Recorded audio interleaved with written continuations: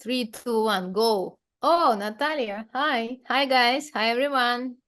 Hello, Happy everyone. Monday. Happy Monday. Happy Monday. I will give you a minute to join and then I will start. And welcome everyone who joins us for the second or third session. Hi, Berit. Yeah, glad to see you guys. For the newbies, I will give a quick introduction. So glad to see you today and happy Memorial Day for those who are in the United States. For everyone else, the season is picking up. It's Monday and I'm glad for those who made it today and for others who will join the recording. So my name is Alina. This is Daria with me and Alex. We have Vibes team with our amazing speaker who will tell you a lot of insights and valuable information about PR today. And as I promised, give you a quick introduction, I will ask you guys again that how we normally start. I will ask you to put in chat your name, where you're joining from, and your profession. Because it really helps Ksenia to speak and also for us to understand who is joining live. I can see people still joining. Yeah. They're still joining, and yeah, please don't hold back. Put in chat your name, where you're joining from, and your profession. So guys, as I normally start our live sessions, you know that at Vibes, our mission is to help wedding professionals to grow. And that is why part of that mission is the community of like-minded professionals that we are creating.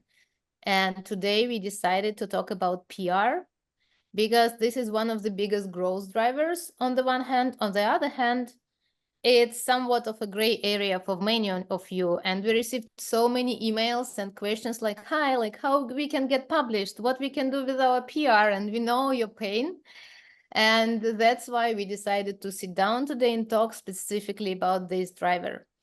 And yeah, in the end of the session, you will have a chance to ask all your questions. So please take notes and be ready to jump in. And on the other note, I want to encourage you in the end of the session to turn on your mic and speak, because other part of our mission is to help you to find connections and network. So the best way is just to show up yourself and speak. All right. And with that, I will pass over to Daria to give the introduction to Ksenia. And in the meantime, I will read the chat. Yeah, thank you guys, whoever just wrote down, yes, your intro in the chat. Hi, hello, everyone. And yes, let me introduce our speaker today. So here's Ksenia, this amazing, gorgeous lady with red lipstick. Yes, and she's joining us from Dubai. And we have a long way of collaboration with each other. It started in 2016, I believe, right? Back in the day, it's like the short memory walk. Then Ksenia was responsible for PR for Ladurée. I don't know if you're familiar with this brand, if you love macarons, if you love pastry, all of this French amazing sweets. Yeah, we were honored enough to, because like I believe it was you, right, who approached us, who found that vibes, and it was amazing. And we created this beautiful photo shoot. I believe it still looks beautiful, like after 8 years, it still looks modern and relevant. Yes, thank you so much. And yes, love it. Oh, thank you, Jennifer. we have some fans of Ladurée here in the house. Yes, almost by the way, too much. Always buy way too much, and I'm in Paris. Okay, amazing. Yeah, and in my experience, Ksenia is one of the most established PR and marketing professionals. She's one of the most experienced ones.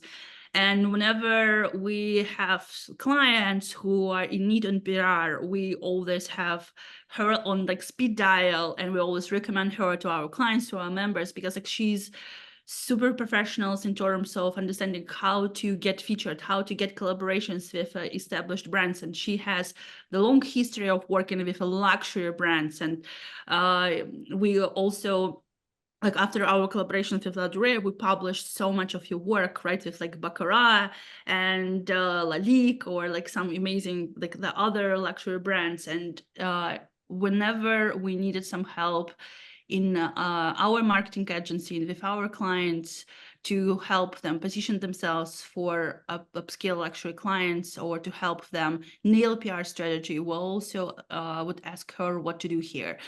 So this is an honor, and we've been talking to you for a couple of months and trying to secure the date whenever you will have some, like, an hour available for us.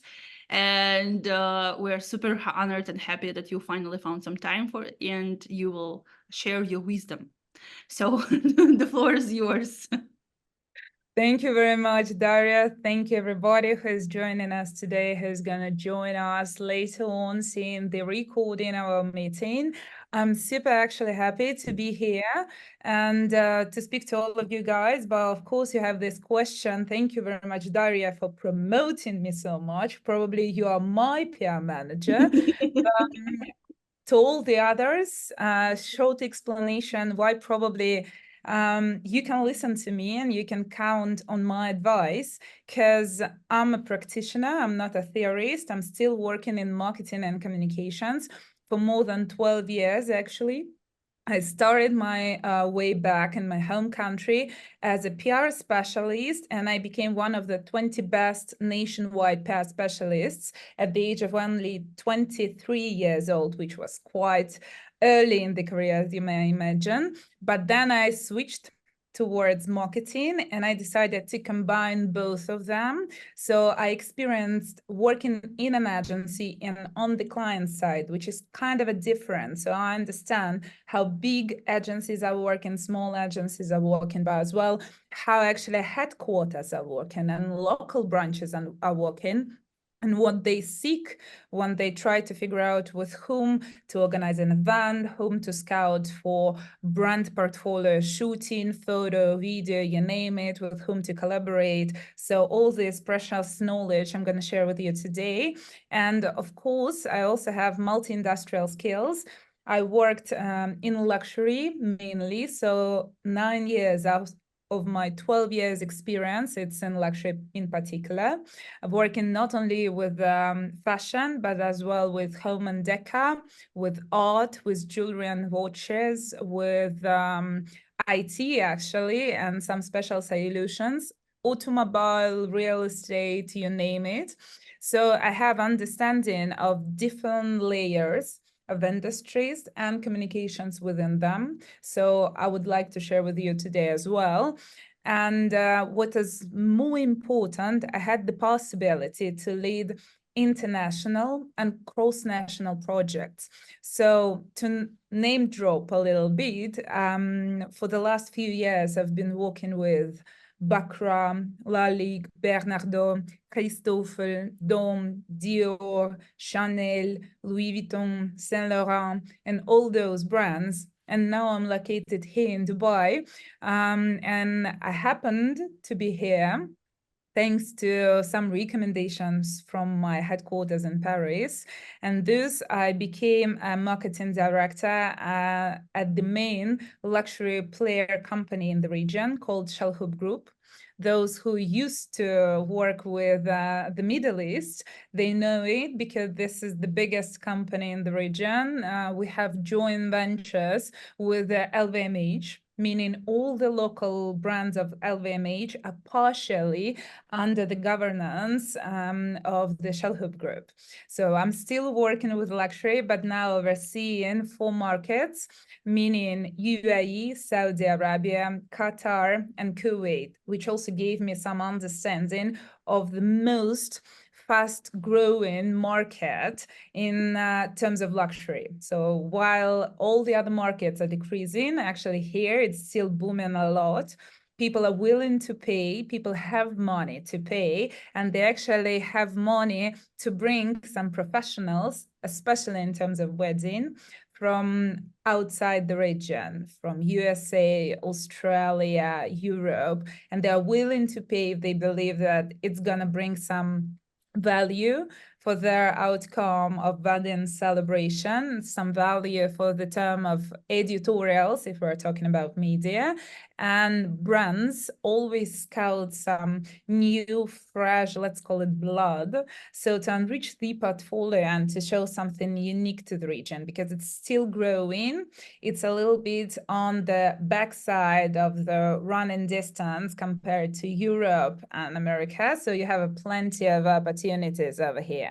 So to start with, For the next 1 hour, slightly less than 1 hour, we will have some interactive content to test yourself. So please prepare your smartphones. You will need them. I will share with you professional PR tips and tricks. We will see some interesting videos to stay inspired. And we will also have a Q&A session for all the survivors who's going to pass these stages. So to start with, let's play a little. Okay. So on the slide, I will ask you guys to take your phones and scan this QR code if you can. It's going to be really helpful for all of us. Okay, I'm ready. You're ready? Jump there. Guys, give us because- reactions when you're ready. Yeah. I think, Yes. Ksenia, I think you can see the people count on your Kahoot, right? Yes, I can see people count. I just want to let them scan it for a few seconds and then I'll switch to another screen. But I'm This- looking for their phones. Okay, let's see. Yes, yes. Okay. So, Mhm. ooh, many people over here. Hello, everybody. All If right. you didn't have a chance to scan the QR code on a previous slide, you can still scan it over here. You see it on the top. So Shirley, Sadie, Bella, Anna, Zalina, 23 participants. Well, I assume Alina and Dasha also participate and they're gonna be curious, right? You see me we there. are. You see me We there. are. So I think all of the people joined more or less. 24 thirded. Okay, cool. So, and left. It was quite fast. He decided not to compete, or she decided not to compete.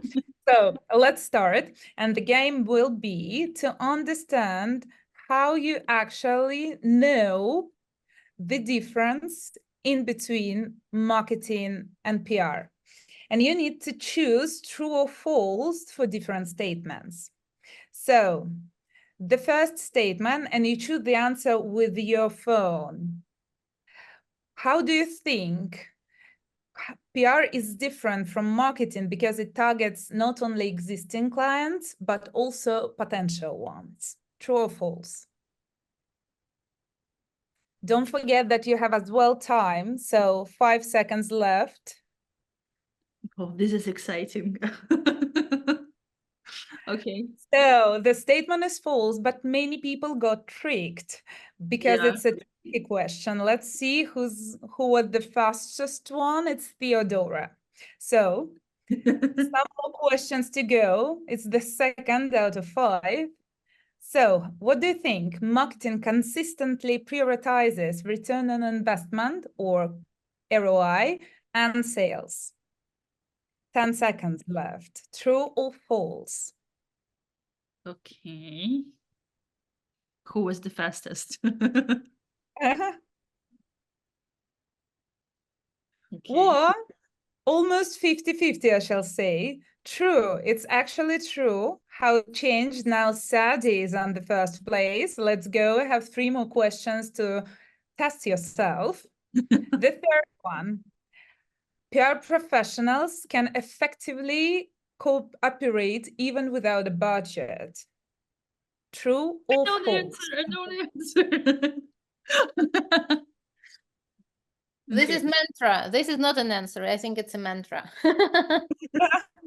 3 seconds left. True or false? What do you think? True. Much more people understood that it's a true question. True statement. Sadie is still in the first place. My congratulations.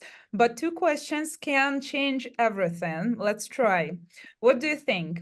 Marketing is more aggressive because there is no time for gentle engagement when you're playing on the marketing side. True or false? Compare it to PR. Remember, we always compare everything to PR. So 5 last seconds. Is it more aggressive than PR? True or false? Well, actually, it is true, even though I'm quite impressed that some people decided that PR is more aggressive, meaning that this lecture that we're having today Alina is in the is first quite place. important. Alina, you know all that. What am I doing here? I'm actually proving myself. Thanks God. So the final question to understand, Yeah, and okay. then we'll jump to the explanation. PR has a limited lifespan compared to marketing. What do you think, true or false? Last 10 seconds. Think about PR in marketing. Does it have a limited lifespan or not? Well, my congratulations. That's a false statement. But again, the proportion between those who said true or false, it's not as big as I expected. So it means we have the possibility to learn something new. And the first place is, Alina! well, I it was not expected. Trust me, I didn't know answer. Just I'm a marketing person and then PR, so I just know everything about that. At least I proved myself, guys. I feel good. So if No, whoever and also joined our support marketing yourself. course or just follow us on our marketing advice, at least you made the right choice. All Yeah, right. that's for true. You prove that they can actually trust you and everything that you're talking about. So now to wrap up everything that we've discussed so far, to start this meeting altogether, I wanted just to have the baseline for all of us. What's the difference between marketing and PR? So to start with, marketing works with customers and only with customers, both current and prospective ones. Meaning when there was a question regarding that PR differs from marketing because it works with potential clients, it was false because it reaches even a broader audience, including media and all the possible stakeholders. PR targets employees. PR targets potential partners who can be your customers, but they can also not be your customers. So it goes into a much broader and wider audience rather than marketing. And the aim of the marketing is to focus on customers because, and here we go to the second statement, it always focuses on direct sales and return on investments, meaning that every penny and every dollar you spend, you expect it to be returned with more dollars and more pennies back. So to show the sale that you got, the profit, the revenue, while PR aims for indirect sales through effective brand management. What does it mean? It means that there are certain activations in PR, which doesn't mean that there are going to be any sales at all. It's just to establish your brand image. It's just to spread the word about your brand. Or maybe sometimes when we're talking about a crisis management, it's also about to flip your reputation from the negative perspective to a positive one, or to just, help brand to survive and to pass through the crisis that is happening. So it's not always targeting direct sales, and it's not always targeting new customers joining on board. So sometimes it's harder to prove that PR is actually working because it's something ephemeral, right? You cannot calculate it truly. Then in marketing, because of that, it's always important to spend some money. You cannot launch a targeted advertising without a money budget. You cannot create a marketing event without a budget. Even when you're given a special offer, it means you have some hidden costs. For example, lost profit. When you're given 10% off, meaning it's your margin decreasing by some kind of a bigger percent, and you're losing this margin just to put this promo on behalf of a company. So it's not like you're just given something for free, this discount. It's actually you're losing some money that you could have gained if you won't launch this discount. So money are always involved in marketing activations, while in PR, you can work even without a budget. PR is all about being relevant, spreading the word, being good at storytelling, knowing which angles to use so to promote yourself, building relations, and working closely with the current media and event landscape. So because of that, PR actually can gently engages people in the brand activities, meaning sometimes it takes years building the brand awareness and working with the brand management. Remember Chanel, remember Dior, remember Gucci. These are the brands that came many years back. and then they're still working on their reputation. And it wasn't built within 1 year even. There weren't any social media, any Instagram, any YouTube, any Facebook, so you couldn't have spread the word easily. So it took time to build relations, and this is why PR is gentle, because you don't expect your efforts to return as profit instantly like that. While in marketing, there is no time to warm up nowadays. We have so many communicational channels. We have so many opportunities to actually connect with our customers, to grab them, to crawl whatever they're searching for, and to actually try to bring their attention to your brand. So it is becoming more aggressive, because all the brands have the same channels, have the same possibilities, and based on the marketing amount of budget, they have sometimes more, sometimes less possibilities, sometimes better partners and subcontractors, sometimes people with fewer experience and fewer possibilities. So they always try to figure something new. They always try to be on top of everything and to aggressively grab your attention. So to ensure that their marketing budget brings good ROI, return on investment. So everything is connected. And thus, marketing always has a lifespan, meaning when you're given a special offer, it lasts for a certain period of time. When you're dropping a new campaign, for example, fashion campaign or beauty campaign, it lasts only till the product is on sale, and you keep saying about that, or maybe for a certain period of time while this campaign is valid and still relevant to the market and people. And PR can last for a very long time. I mean, storytelling about the Chanel brand is the same as it was 10 years back, 20 years back, 30 years back, because you cannot reimagine the life of Coco Chanel, right? It's still same values, same data, same dates of her life, for God's sake. So you always operate on some ongoing information. It's like carryovers if we're talking in fashion. So marketing, it drops, while PR, it's carryovers, being bestsellers each season, each year, 10 years in a row. So that's the basic difference for you to understand.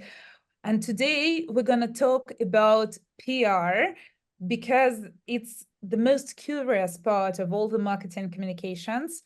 Sometimes people think that it's super easy, but the more you're going to go into details, it's harder to understand what's happening and what are the rules and how actually to follow them. But to be honest, working so many years in PR and communications, I understood that it's super simple.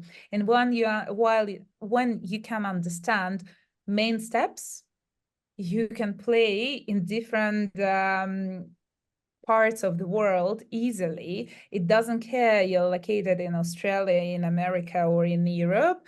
You can hack the system everywhere. So today we'll talk about how to hack a system. And if you think that it is hard, I have just one simple answer from a very, very wise man.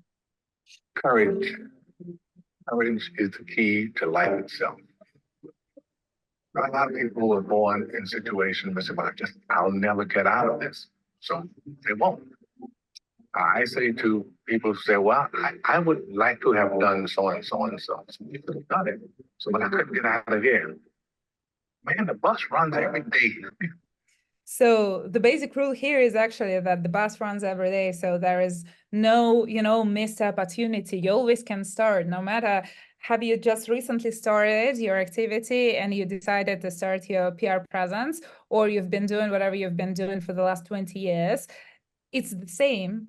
There is no actually closed door based on how much you've been in the market. You can start with the PR at any precise moment of a time. And actually, when you have much more experience, it's even easier, and we will figure out why.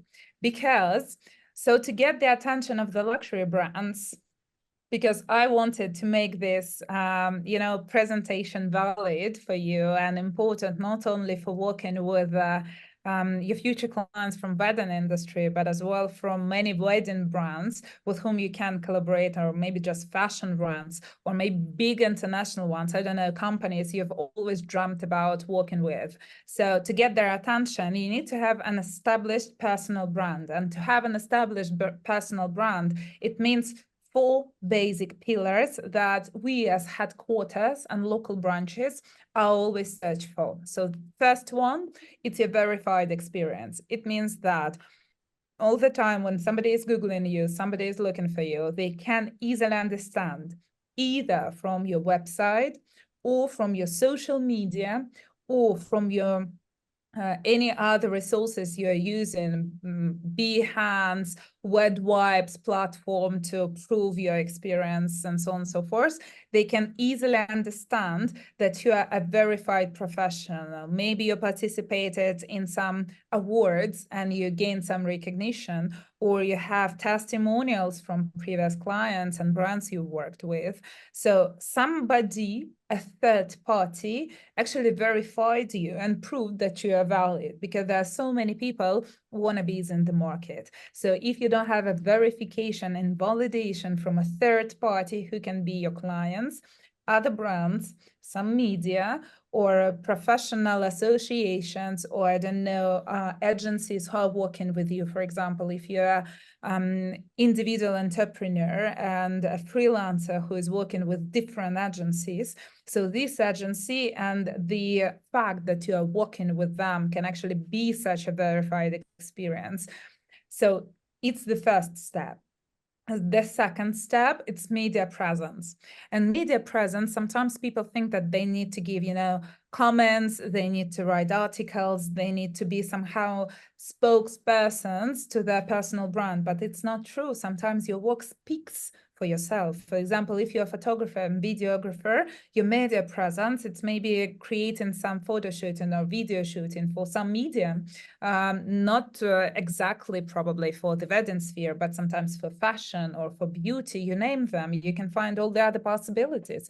Or maybe you made the makeup for some celebrities who actually participated and made their shootings, and you will be always credited, because whatever you're collaborating with the publishing house or the editorial team from Vogue, Harper's Bazaar, Tatler, I don't know, Dazed, Wired, you name them, if you participated in the project, they will always mention you on website, on social media, and in printed version of the magazine, if they have one. So having that credibility, that's also a media presence.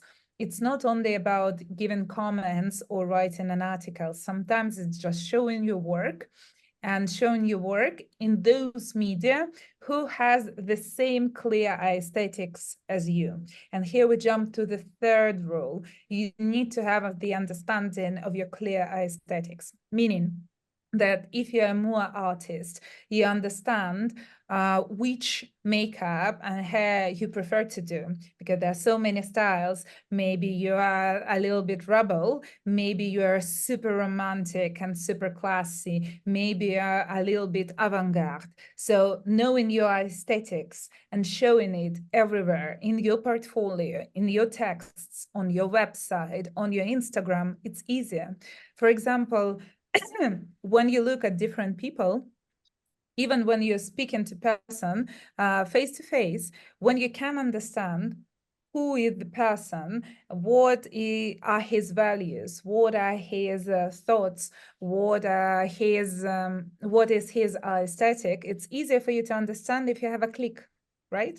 If you wanted to proceed with this conversation, if you want to be friends with him or her, I don't know what they however they state themselves, or it's somebody so shady that you cannot understand nothing. It's like about everything and nothing in particular. It's like talking to a friend who has no opinion on any matter that jumps in the conversation. Do you like red or black? Or I don't know which one you prefer. Do you want a scrambled eggs or an omelette? well, I don't know, I prefer to follow whatever everybody else gonna choose. You know, when you have the ground, you're not actually interested to talking to this person. And the same goes to clear eye aesthetics when we talk about professionals like makeup artists, videographers, photographers, and actually wedding planners. Because when you're a wedding planner or an agency creating events, brides and grooms, they search for certain aesthetics, right? They search for certain ambience, and they need to grab it from the first perception from your Instagram account or your website with your portfolio, because the easier they can understand what is your style and what is your atmosphere in everything that you are doing, the easier for them to understand the last and probably the most important step is brand relevance or values relevance, if we are talking about customers and clients, because you can be, as I love to say, the most delicious burger or steak in this world, but in front of you, the vegetarian is sitting. So it means there is no way you can actually be attractive to this person. Same goes to brands and clients. When you have your best ever experience, lots of media articles and media you collaborated with in the past, and then you have clear aesthetics, but then goes a complete different brand universe with the brand you want to work with. For example, you are an old money style and you want to work with Gucci from the times of Alessandro Michele, right? There is no way in this world his team gonna approach you because that wasn't his style.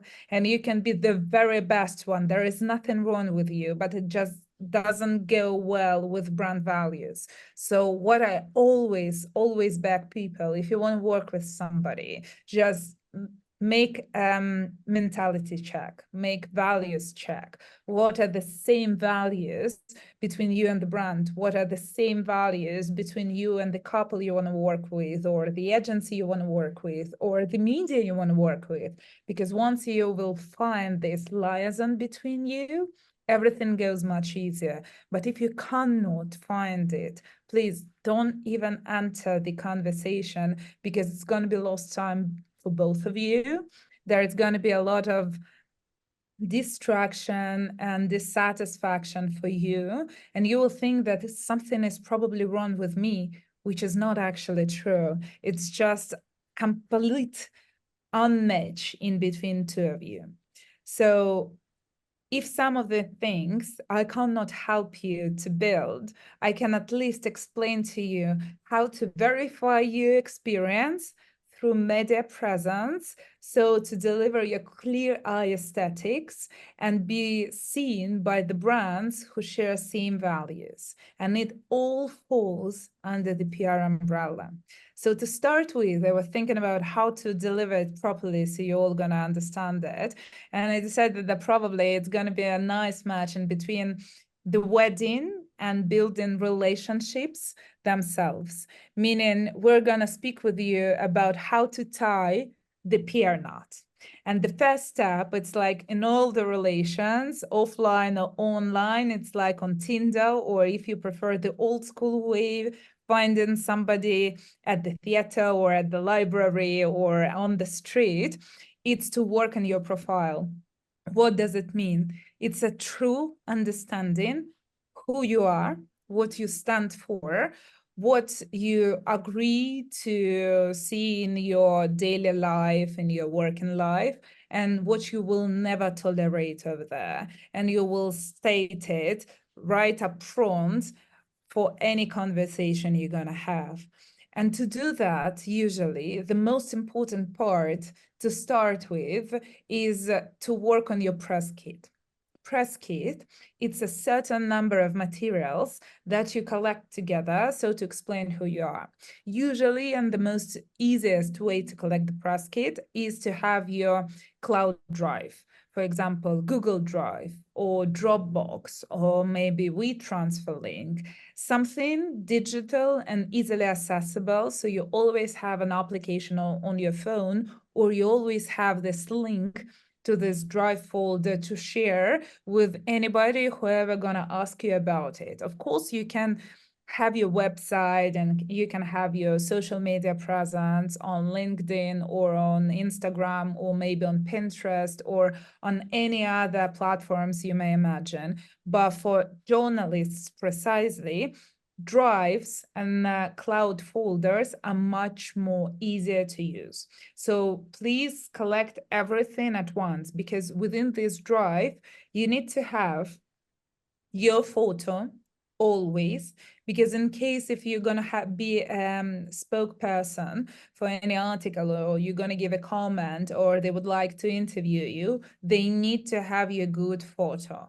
This photo is better to have both vertical and horizontal. You will never know how they're going to use it. You will never know how it's going to go on printed magazine page or in digital, whatever the structure of the article itself gonna be. So both variants, vertical is horizontal, it's by default.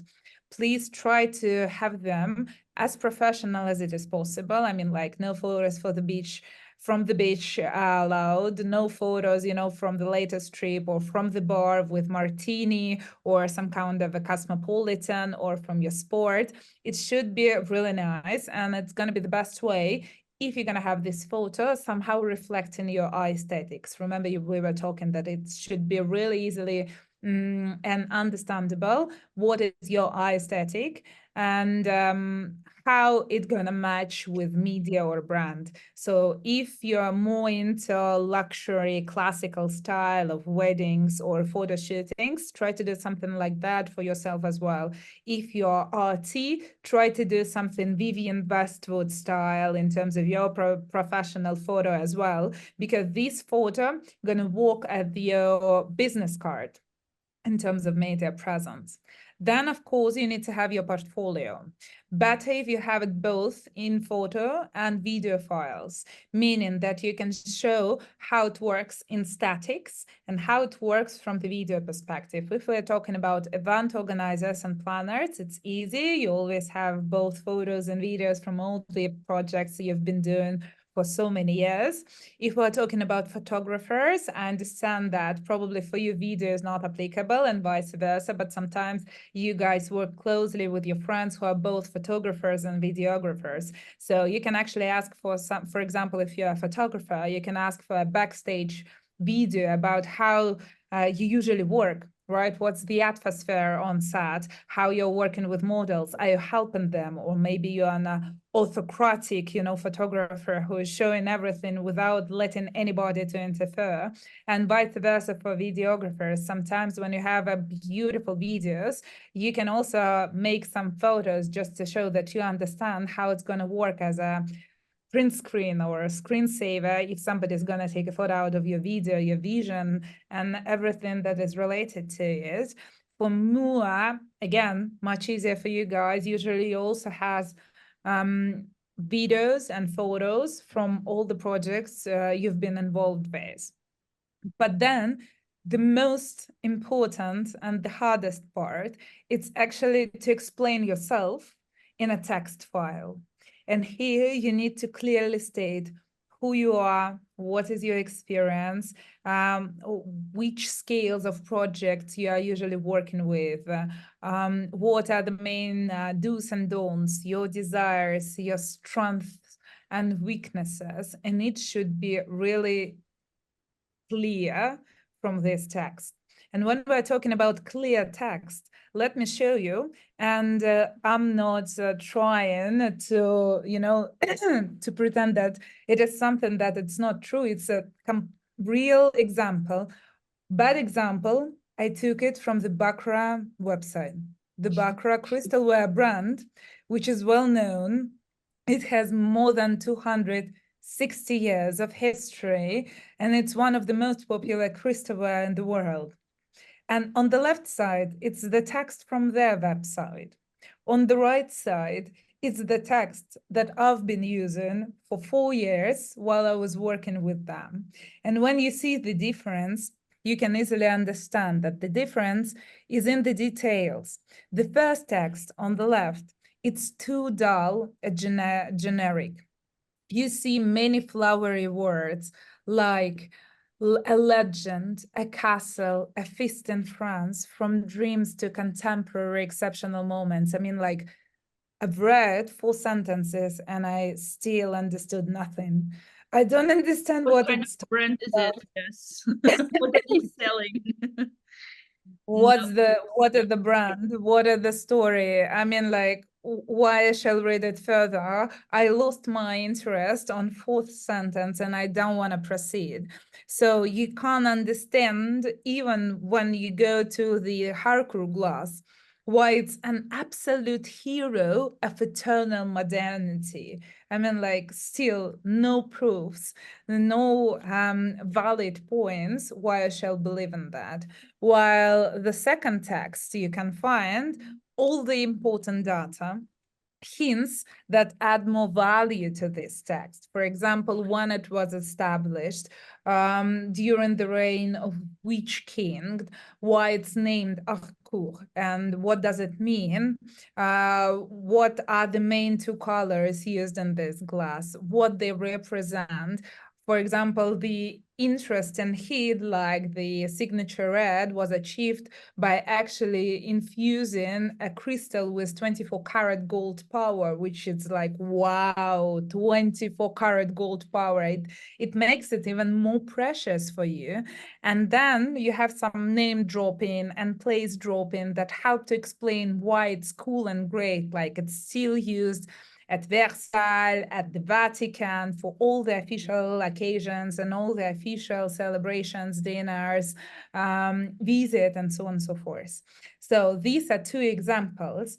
Bad example, never use it for yourself. So the thing is, think from the editor's and client's perspective when you are creating texts like that. What if they never heard about you? What shall they actually know about you to fall in love with you? What will impress them the most? Maybe you don't think that it's impressive, so speak to your friends, speak to your colleagues, speak to your ex-clients and ex-partners. Ask them what was the most impressive part of working with you.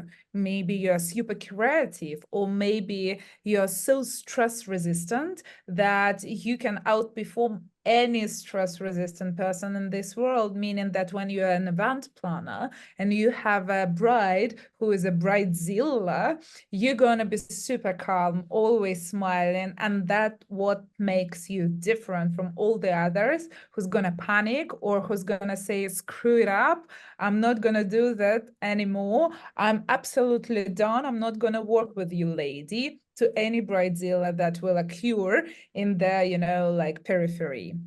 So then when you're going to understand it, when you're going to speak to your friends, when you're going to speak to your colleagues, when you're going to see it and you're going to review all your work, find out whatever is the most inspiring part of your job and the most valuable part of your job, try to write it as if you were explaining the same to your friends. What I always be wary about, please don't go into Shakespearean language, you know, immerse yourself into the world of my outstanding and exceptional photo shoot and you've never experienced before. Never go like that, because it's for all the editors, it's a bullshit and they will never believe you. For all the clients, it's a strange, flowery words. They prefer not to read, actually. And it's ingenuine. People don't speak like that to each other. You're not speaking like that at your family. You're not speaking like that on any meetings you have with your colleagues and your possible partners, clients, or even with media and journalists when you have the possibility to work with them. So when you will write everything about yourself down, think about as if you were speaking to your friend and explaining all the same things towards them, and try not to pretend that you are somebody else. Try not to try to impress somebody with the wording you use. The simpler, the better. People actually feel when you don't want to make an impression. People actually feel, even through wording, when you're genuine in what you're doing. So they trust you more. And if you're not sure whether it's too simple or not, always imagine a 3-year-old child in front of you. So if you will give this text about you to your 3-year-old daughter or niece or a daughter of your friends or to anybody, and she's going to read and she's going to understand because it's a simple language and everything is clear, that's the perfect text you can use for your press kit. And that's the perfect text that you can use for a website and your communication with media, brands, and partners. So this text, together with photo and all the possible videos and your professional portfolio that you've collected so far, that's the base. And that's the press kit that you need to build and to have on your cloud drive. Again, Google Drive, Dropbox, or WeTransfer. So once you've built your portfolio, we go to the next stage of tying the PR knot, and we're Can I trying. chime in real quick? Yes, of course. Ksenia, I just wanted to chime in. I see there is some certain silence in the chat, so I want just to get your opinion, guys. check. Yeah, I just wanted to get your opinion, guys. Do you have this kind of folder where you collect, where you already have your picture and let's say a quick entry about you? And if yes, let's say I know that everyone has a website, and in this website you have the description about me, right? So do you normally just copy and paste that in your like reach out message for the media, for the like blogs, or you somehow change it? So first question, do you have the folder for the media? And second, if it's something very similar to the website, or you like slightly reshuffle that? So please give me your feedback and like in the chat as we can better I can see understand. only 3 people do have. Yes, yes, no, all right. So at least, yeah, at least we can get where everyone is right now. And also another, Ksenia, would you mind? I will just also build on for the No, previous I'm super slide. happy that I see some answers like, yes, I have. Yes, I have. I mean, my congratulations, guys, because it's a rare thing to have usually. But if you have it, meaning that you are super ready to go to the next stage if you haven't before, and then to the third, to build a long-lasting relations with media. Yeah, and if you can jump on the like back on the slide. So and we looked at the bad and good example, right? So the one that Baccarat posted on the website, and the other one the PR manager used to shape for them. So guys, we always also encourage you to think deeper about your like special features as a professional, as a human being, because many of you don't have a huge team. You work as like solopreneurs. And in this point, I also want to encourage you again, over and over again, because let's say if you work in the wedding industry, by default, you are like stress resistant, right? This is not somewhat very different from you. But for example, your experience, because no one graduated from the wedding university, right? Some of you maybe came from finance, others came from some other industry. So you can shape also somewhat your story, also considering your, let's say, way of how you got into the career, what like inspired you to become this professional. So everything is relevant when we talk about shaping your story in the most appealing way, and slightly changing when you understand what kind of person or the media you're reaching out. All right. Absolutely true. Absolutely. Cannot say better. All right. Yeah. Thank you so much. So now, great that you put some feedback, and we will like ask you more questions further down the road. So, and yeah, now we can move to the step second, right? After you shape the portfolio. Yeah. And Absolutely. right.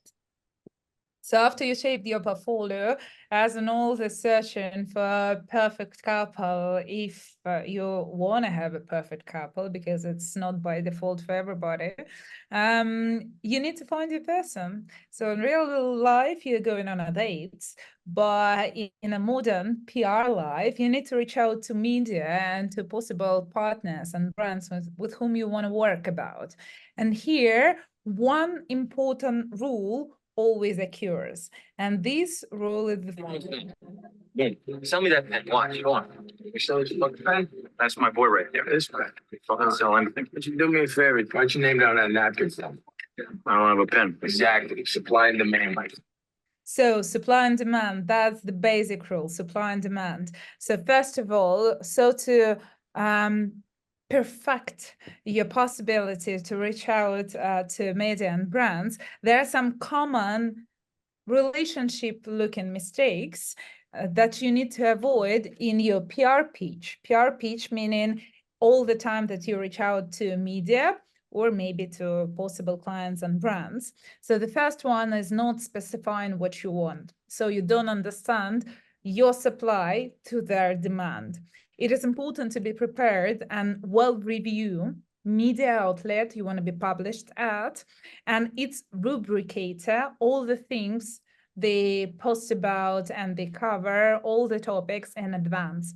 This includes understanding your personal experience, meaning building a press kit as a previous step, and current trends that they're covering and they're talking about, current topics that they're overseeing, so to understand how you can be of help for them. And of course, practicing the most common answers to the most common questions. You'll be more likely to make a good impression if you are prepared and confident, meaning that when you're reaching out and you truly understand that you have a relevant experience, so you can actually to tell them some interesting tips and tricks. As me, I mean, like, I can share with you tips and tricks about PR, but I cannot share you tips and tricks about videography because I don't understand anything about that. I don't want to even pretend that I understand some things as a professional videographer. So I will never, ever reach out to a media saying, guys, give me a possibility to write some article about the latest video trends that are happening all around the world. No, because I have no experience and no verification, and for them it's going to be genuine, right? So always try to figure out what your supply of your experience can cover in terms of demand from the media side. Then the second mistake is being shy, not asking questions or follow-up. When you're going to a rendezvous or to a date, you always ask questions, right? You want to understand who is this guy about, or what is this girl about, or who are they about themselves, right? You want to understand beliefs. Do they match with yours or not?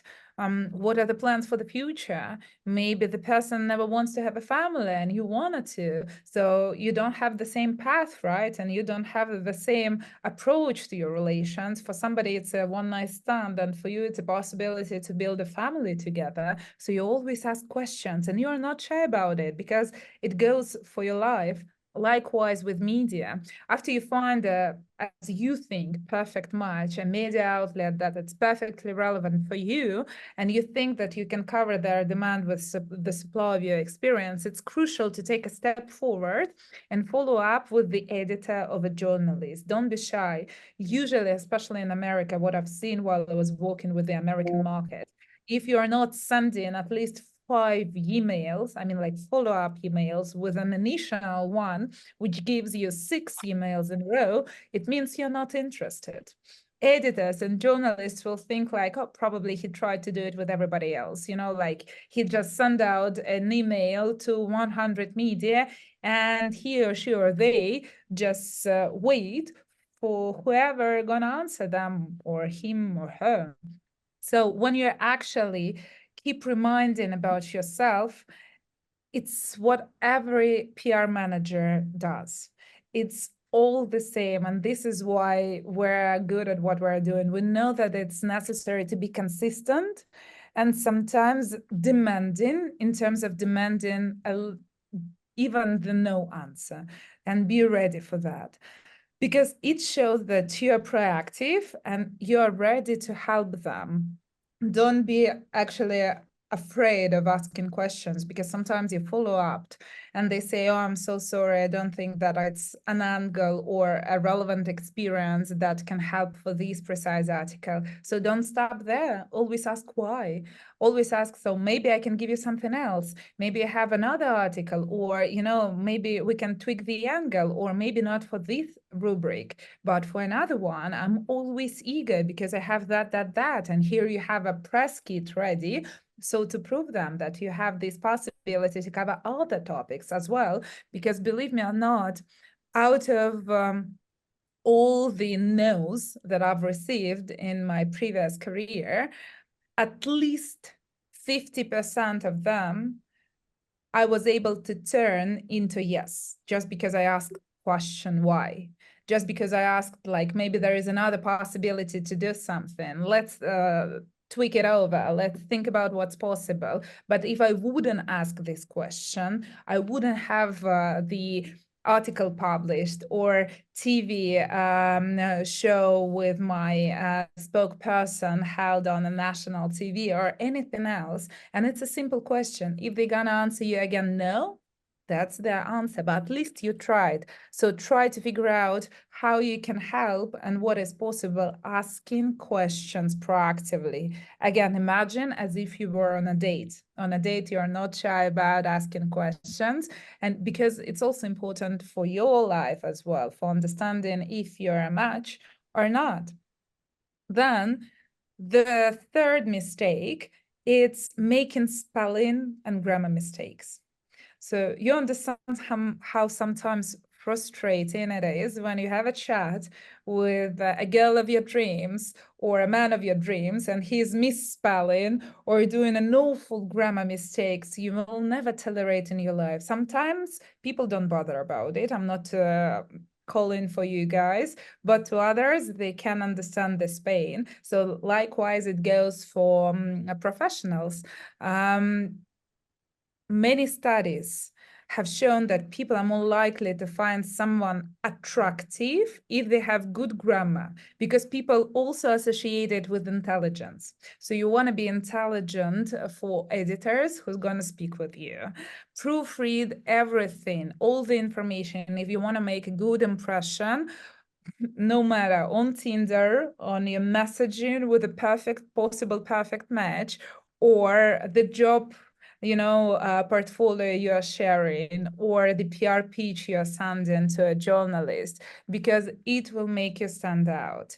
And otherwise, you will look unprofessional. And some people can actually think that you were in a hurry, it's not kind of important for you, maybe you have something else to do. So always try to proofread and be consistent in asking questions, trying to figure out if you can provide your experience and be of help for them, because they have about all the editors. I'm gonna give you a really simple answer on all the questions.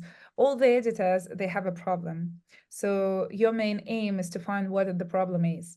Maybe if we're talking about the digital editor, it's a low web traffic. So if you have good social media account, you can actually bring them traffic based on your followers who will jump on their website to read your article and to see whatever was published about you. So it's your secret weapon for them that will help you to open the door. On another side, for example, if it's a magazine, the producer that is creating all the photo and video shootings, and mainly photo shootings for the upcoming magazine issue, for example, they have a pain that they've already worked so far with all the main photographers in their region, but they always need fresh blood, because that's what all the companies who are given an advertising and want to participate in photo shootings are asking for. All the heroes who are participating in these photo shootings.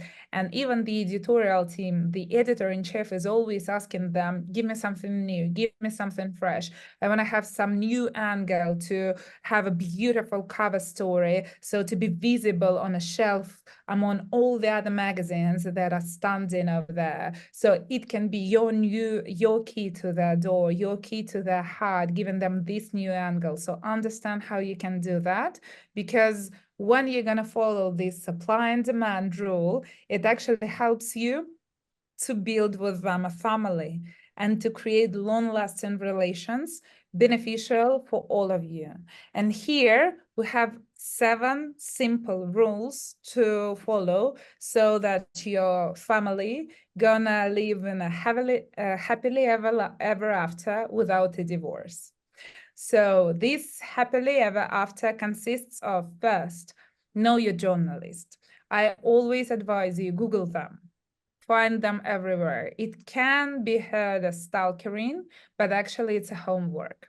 You need to understand your journalist, read some articles that they've published so far. Find them on Facebook, Instagram, TikTok, X, whatever you can find. Search for their birthdays. Always understand what are the connections with other editors or other professionals in the area. For example, when you follow somebody on Instagram or you just open an Instagram page, you can sometimes, not always, now we have new algorithms and A/B testing in Instagram, but very oftenly you have the possibility to see cross followers, right? Who is also following this person and what you have in common. So maybe you can have a connection through somebody who can actually introduce you to this editor, or who can actually introduce you to the marketing manager who's working at the brand you're dreaming about working with. And then you need to establish credibility. Journalists receive countless pitches daily. To stand out, it's really important to be a reliable source for them, to always prove that you have enough experience, that everything that you're saying is valid, that maybe you have a recent project that actually gives necessary photo or video for them. So you have the possibility to be a spokesperson. Maybe you recently had received an award, and this is why it gives even more boost to the article you're going to participate in. So you always need to prove them that you are valid for whatever you are saying. And if they will see you as a trustworthy source, they're more likely to engage with your content, and they're more likely actually to keep you in mind for everything that is going in their heart and for everything that they are preparing to be published both online and offline. And the secret ingredient here is actually to build relationships before you need them, because you don't need to wait until you have a story to pitch or until you have photo story from a couple to publish on Wed Vibes or on any other media, or when you have a comment regarding a project because you just recently finished it, or worse, a crisis to deal with. Start build your relationships much before in advance. Engage with journalists on social media, follow them, comment their posts, write them just an intro email as well, saying that you are a professional with such a background, you can cover such topics, or you can be used as a photographer and videographer for the shootings, for upcoming issues, or for social media, or for website, whatsoever. If you meet each other on events, always try to speak, always try to introduce yourself nicely, genuinely, without stalkering, but just go this extra mile. Sometimes, if you have had several interactions with such an editor, you can invite for a coffee. You can invite for an informal drink, or maybe just to meet and to sit at your agency or at their editorial office, just to speak about everything that is happening, all the articles you've made so far, or all the projects you've made so far. Congratulate them for their birthdays, anniversaries, weddings, I don't know, for birthdays of their kids if they have any.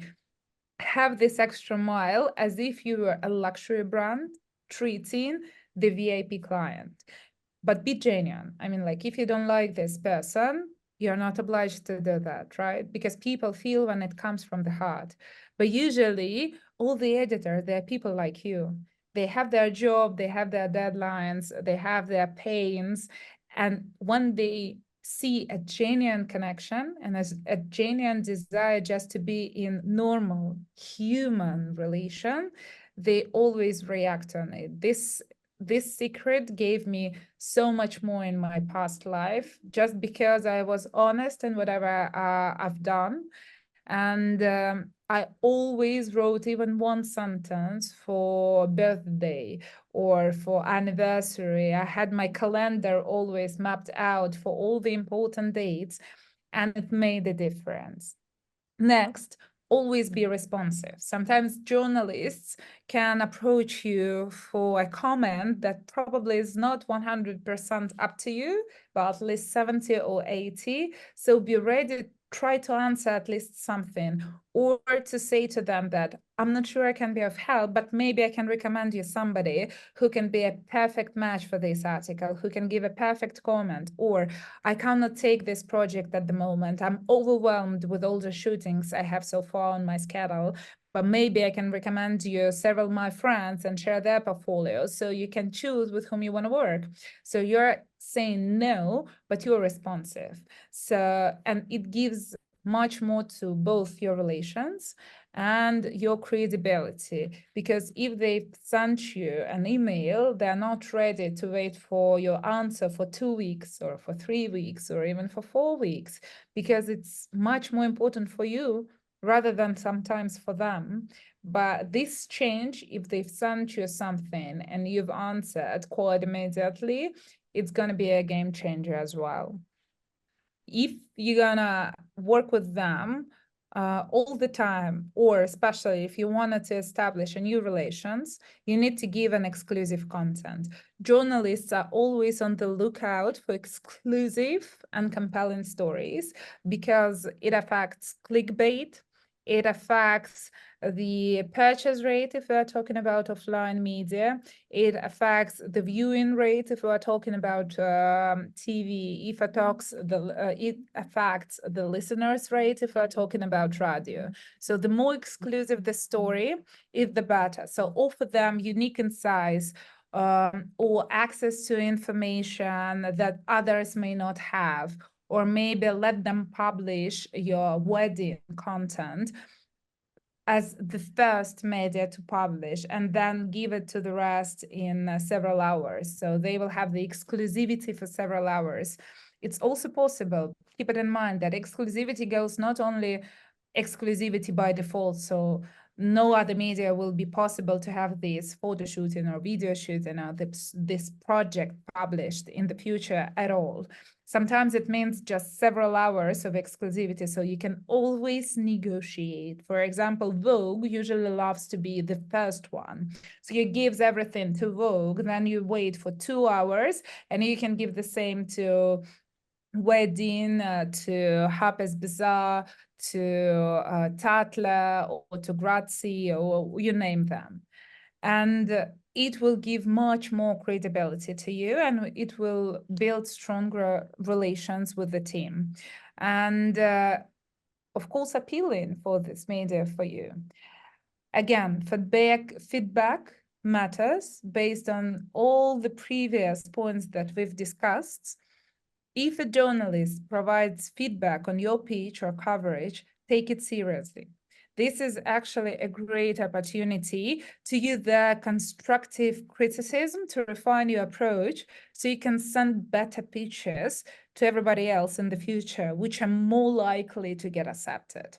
Or if you got rejected for a project, as I told you before, ask questions. Don't be scared about that, because even if it won't turn for this project to a positive side when you're going to finally work together, it will help you to prepare much better for all the others. So all the time, listen to them.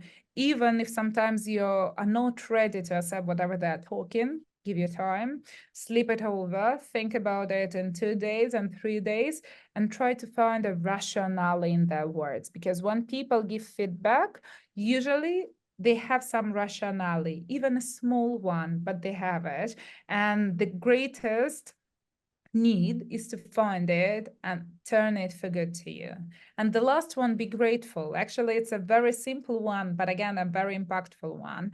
It doesn't take a lot of effort, but when a journalist covers your story, thank them. always just a simple thank you, and it makes a difference. Or the best one, sunflowers, or a cup of coffee, or invite for a coffee and thank personally, because a simple thank you note goes a long way in building and maintaining strong relationships with journalists. You cannot imagine how many of them are working without a simple thank you. People usually think that it's not necessary because you work so hard to receive this article, you convince them so much, and you keep all your heart in that, and at the end you're so exhausted that you just forget about it, or you think it was only your desire and it was only your effort that made this article happen. But actually you worked as a couple, as a pair, as a family. So turning to them and saying simple thank you, as a simple thank you to a partner, your husband or your wife, or whatever you call them, or him or her, it's just a simple step, but this gratefulness makes a difference. And this is how you can actually tie the PR knot with all the media and journalists and have a long-lasting relationship.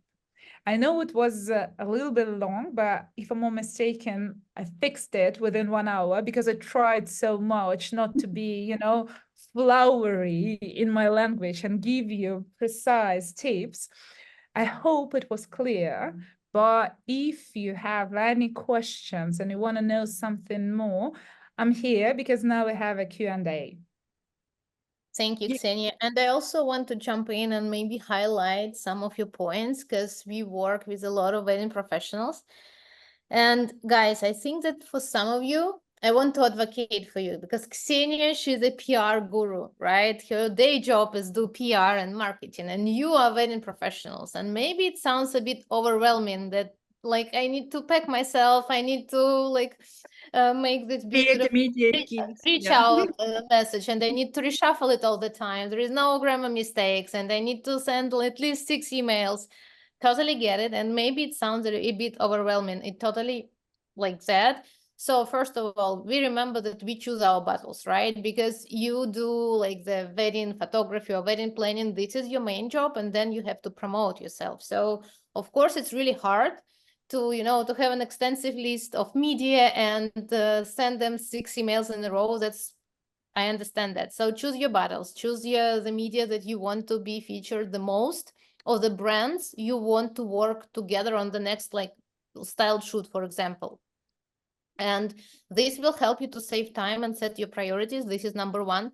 Second, I still want again to highlight that there are 6 emails before giving up, because I know that I talked with too many of you, and in many cases you say that, all right, I sent my 1 email, I never heard back, and they're not interested. It is not true, because not many of you knows that when I moved to LA, I worked in film industry. So if you want to work in Hollywood, 1 email or 1 message on LinkedIn, it's 0, because this is again to Ksenia's point. This shows that it was like mass emailing. So no one cares if they only received 1 message. It's just all right. That doesn't mean that you're really interested. But if you keep reaching out people, they're never going to be offended, but at least they will figure out that, yeah, all right, this Alina is always texting me. Maybe she really wants to work with me, but not just sending out like random emails. So persistence is something that really important. So once you chosen your battle, meaning the media that you want to be featured the most, then just start chasing them. And maybe you can have the morning routine or the evening routine, or I don't know, the pre-lunch routine, just following up with those. And that is really important. And yeah, trying to avoid burnout. And that's point 3 regarding the changing the narrative and a little bit changing the style and also avoiding grammar mistakes. It's ChatGPT. I think that we chatted a lot with our students and with many of you in our group chat, that ChatGPT made our life so much easier. And even being non-native speaker, it's like you can sound, or at least write in a beautiful way. You can go straight to the point. So, and again, today we'll be releasing for the students module number 7, and we will have extensive lesson about ChatGPT. So guys, there are so many tools right now available to really to sound and look professional. So with that, I want to move on to the Q&A. I see that amazing feedback, and that's All great. the compliments going towards Ksenia. It was amazing. I love it. I could listen to you for 5 more hours. Thank you But very much. So I have an awful problem with my throat. So actually, maybe you were thinking that it's a wine, but a real nice syrup pretending to be a wine for my throat because I I have mean, a throat it's spot. fine. It's like 10 p.m. your time, so we will totally understand it. Okay. No, I was trying to save my throat. So But if you I agree that question- Ksenia gave us such Yeah. an extensive lesson or speech or the session, and I think that there is not many questions. Yeah, I but still, if you have some, like we have like a couple of minutes, and yeah, because it's just been over one hour. But Absolutely. I see just one question on the chat. I will allow myself to jump in for Rebecca Glenn. So the best way to follow up is actually to keep emailing because that's the easiest way to do it. And in many countries, that's the only possible. For example, in America, when I was working with the American market, especially with California, forget about all the calls, forget about like the text messages and so on and so forth. Usually emailing goes much better. While when we're talking about the Middle East or Asia, actually messages, local especially, works the best. I mean, like local for Asia, they all on WeChat, they are all on Weibo. So when you're talking to journalists over there, it's much better to jump on the WeChat and Weibo, and usually they all have that mentioned or stated somehow because it's a super app, right? You have your social media, but as well you have all the other applications within these channels. For Middle East, it's much easier to jump on WhatsApp, for example, and to discuss everything in WhatsApp. Once you got acquaintance with the editor, it's much easier to discuss all the matters out there. They prefer to avoid emails and they don't use emails a lot. So it differs from country to country, but if we're not talking about Middle East mainly, but even here, emails, it's a safe bet. And then the closer relationships are, the easier you can actually discuss matters. For example, after several meetings, you can have a call, you can have a meeting and discuss everything personally. So it's much easier to follow up further. So that's the question for the follow-up. Okay, yeah, thank you so much. And also, I see like the launch just raised her hand. So maybe just one more question, guys, and we can switch it to email follow up. Yeah. Ksenia, thank you so much for letting me speak real quick. I just have one question. How true is it that we are not supposed to share a lot of that wedding on social media until we get published? Because I have an amazing wedding that I am dying to post online. And I'm like, and I send it to a magazine and I haven't heard anything in like, I don't know, like 20 days. And I'm like eating my nails now. Well, I understand what you mean, but usually what I propose to have is to have usually have much more photos and videos, right, than you're sharing with media and then you're publishing online. So when you're still talking about the wedding, of course, if it's a big media like Vogue or Harper's or Tatler or you name them, they prefer a full exclusivity, meaning nothing was published, or if something was published, it's just a small part.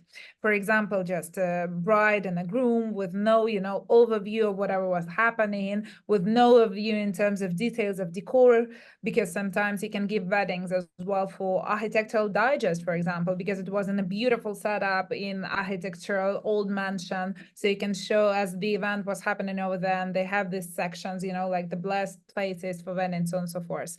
But if it's not the title of such an importance, usually what I propose to do is to have some pictures only for your social media account, and the other ones more generic ones, because you need to show all the overall view of the location, of the scenography, of decorations and whatever was happening, and crops on details that you don't touch for a certain period of weeks while you're trying to pitch your project, because the more you share on social media, the less possibility that it's going to be published, because everything was visible. And for media, Right. it's super important, as I told, exclusivity. So even if you published something, just keep the other content for them, right? So photos are not the same, videos are not the same, and they still have something unique to show, and then to go into details, because here you can actually cover up with the story that you're going to share. Maybe it was a very romantic story of a couple. Maybe you overcame some difficulties in a certain way that were unexpected and great, that you're going to give tips and tricks to other professionals who are going to face the same issue. So text can also be beneficial when you publish something, but just think about whether it's worth or not for the bad. If it's a big media, I prefer just to show a teaser and the sneak peek and to keep rest for the media. But if you understand that it goes for more than a month without any answer and any reaction, probably it's not that bad. Go for a smaller media, but then you can start to publish something smaller, you know, just step by step, because they're gonna go okay with that. Only big international or well-recognized media picky. Others simpler in terms how they work with the content. All right, thank you. And that includes the vendors too, because the vendors are eating me alive. They're like, I Yeah, but can't you get can anything yet. explain- And the florist Yeah. is like emailing me nonstop. And I'm like, I don't know what to do. I can imagine, but you can also tell them, for example, as a sneak peek, like, guys, I'm now discussing with Wedding Vibes to publish our, I don't know, shooting and our project. So you're going to be featured, because all the time when media is featuring something, they're always mentioning all the wonders, you know that.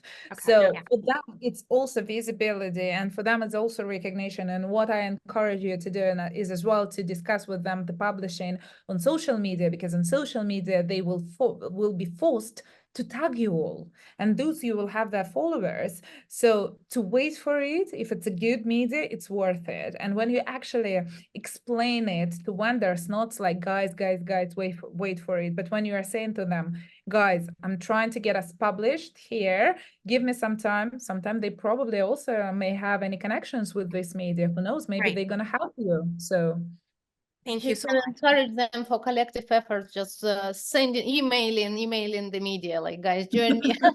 That's Right. a good bad piece of advice. They're gonna publish All us. right, guys. I can Thank see you so much. questions, Thank yeah, you. from That was a Barbara. great question, because I believe this is one of the most popular questions. Like, what shall I do? I need this content to be published. Yeah, I can see like the questions from 5 other people, but we've been here for the hour and a half, and we all. We'd love to answer them, but yeah, we have Yes. another call. So coming. if Ksenia doesn't mind, we will maybe just forward it to her, and then maybe she will like elaborate in the text, and we will help her. But yeah, yes, I'm super happy if you can send me over all the questions. I'm gonna answer them, and you can share them with the community, because I want all the answers to be answered. And I mean, like, I'd like to spread the knowledge. So since we're wrapping it up, I'm so sorry, guys, because it was long, but I tried to make it short. I have a it was homework deep for you, dive. because you Yes. have very valid questions. This is a small homework after this Session. one of Yeah, that we have all together, you know, and I hope enjoyed a lot. So these are the homework. You can send it to hello@vibes.media to our mailbox, and then we will pass it over to Ksenia. So thanks everyone for joining, and I'm happy to see our members, our students, and maybe some newbies. And yeah, so if you have more questions, you can email us. Ksenia, thank you so very much. Thank you for your very much. It knowledge was my and for being pleasure. so I hope honest. all of you who joined now and will watch it further enjoy it. So have a lovely day or evening, wherever you are located. Yep. Thank you. so Bye, much. guys. Bye. Thank Bye. you. Bye.